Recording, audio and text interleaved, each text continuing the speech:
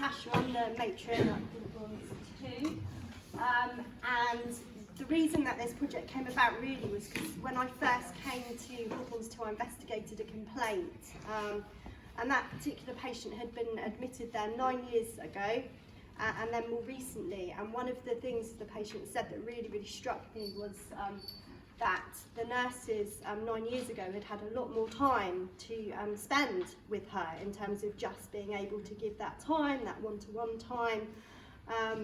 You know, you'd always find somebody in the kind of tea room or in the lounge that you could go and talk to and speak to if you were feeling distressed or that you needed a bit of extra support. And actually this time round, in admission, she felt that the staff were kind of busy doing tasks and busy doing things, but actually they were running around the ward, they weren't actually able to spend time with her on a one-to-one basis, and that really struck me.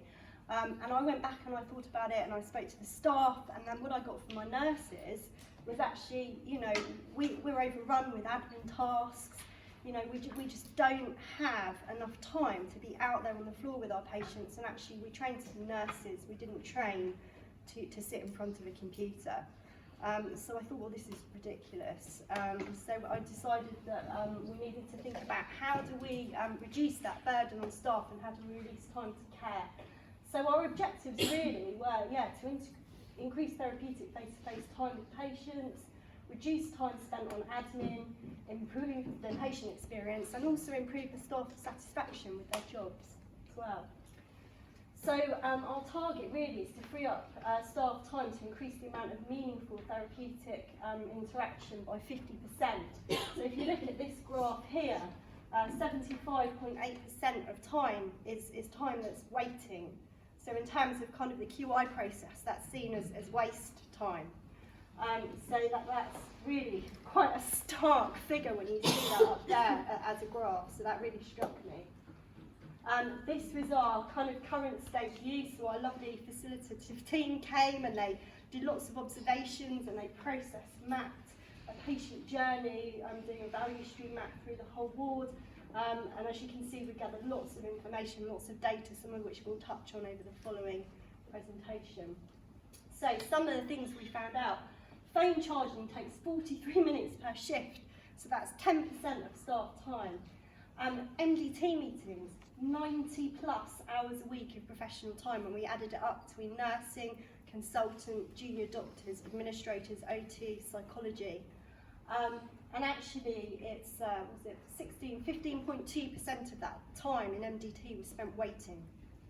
So you can imagine how much time, you know, that we're wasting. Duplication of documentation. We had paper forms and then we were putting those forms on Rio and then filling out a Rio form on top of that. Why were we doing that? And also the routine observations. So the feedback we got from our service users, our patients, was, you know, they're not meaningful interactions. You know, actually what I want is for someone to come up, talk to me, give me a little bit of time, not somebody to just walk past and check where I am and note something down on a bit of paper. So we got over 100 ideas. You can see a lovely picture of all those ideas there, and literally anything was on the table. So it was very much, you know, don't worry about the kind of policy constraints, don't worry about, you know, what's happened before. Let's really think about how we can make a real difference for our patients. So we came out with a mission statement, and these were some of the words and some of the things that people felt resonated and were important to them. So we're making that into a little kind of purpose there for our ward. Okay, and in terms of the next bit, I think that's Jess who's going to come into it. Yeah? I can't read if I I'll put the one at the end. So we looked at our observations, and from the patient feedback we got that, as Natasha said, it wasn't therapeutic, it was just, so in a half an hour space we needed to check everybody on the ward, so 29 patients on the ward, and then we needed to do another 15-minute check, so literally you were literally filling out a form for half an hour. And it was very much a tick box exercise, and our patients had said that they didn't feel it was therapeutic, they felt like they were being ticked off on a chart, and also we had feedback that some people don't want to be checked that frequently, but some people also do like being checked on, say, 15-minute observations, particularly at the start, particularly if it's in a place where they don't know, because they felt safer and they felt that somebody was there and engaging with them. And from a staff perspective?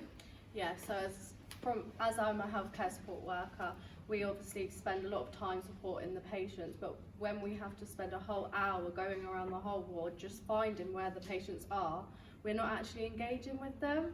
So with the new change, we've replaced it to 30-minute observations where we will actually be sitting in an area, a communal area, where the patients can come to us and we will have a smaller group of patients instead of the whole ward. We will split that in half.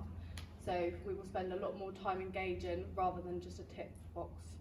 Yeah, so what we've decided to call it is an hourly walkabout. So we've divided the ward into two sections, essentially the male end and the female end of the ward.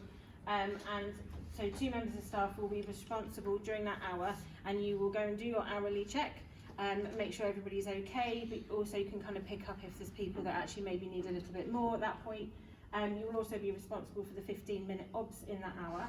And then they will base themselves in a communal area in that area, so that people know that that's where they can go if they need to find somebody to get the laundry room opened, if they don't know how to use our new phone tree, which is coming, and various things like that. We also looked at our physical health-based observations. So we had certain people that through various events over the years, we've got people being checked on every 15 minutes because they have a diagnosis of epilepsy, or because they've had a fall at some point in the last year. And actually that wasn't justified at times. We had people, you could have very well managed epilepsy. You won't be checked 15 minutes at home. Why do you need to be checked every 50 minutes in hospital? So basically we are scrapping blanket rules for 15-minute observation, for physical health observations, and it will be very much a needs-led, individualised. Do you need these observations? It's being risk assessed, and if you need them, then we'll put them in place. That's not a problem. And what's come of this is we figured out that, so we would average, so 29 patients being checked every half an hour, and averaging probably about 14 people being checked every 15 minutes as well. And what we've taken out is essentially, 2 hours and 20 minutes per shift, so 8 hours, is it 8 hours a day? Yeah, 8 hours a day of nursing time that was just ticking boxes.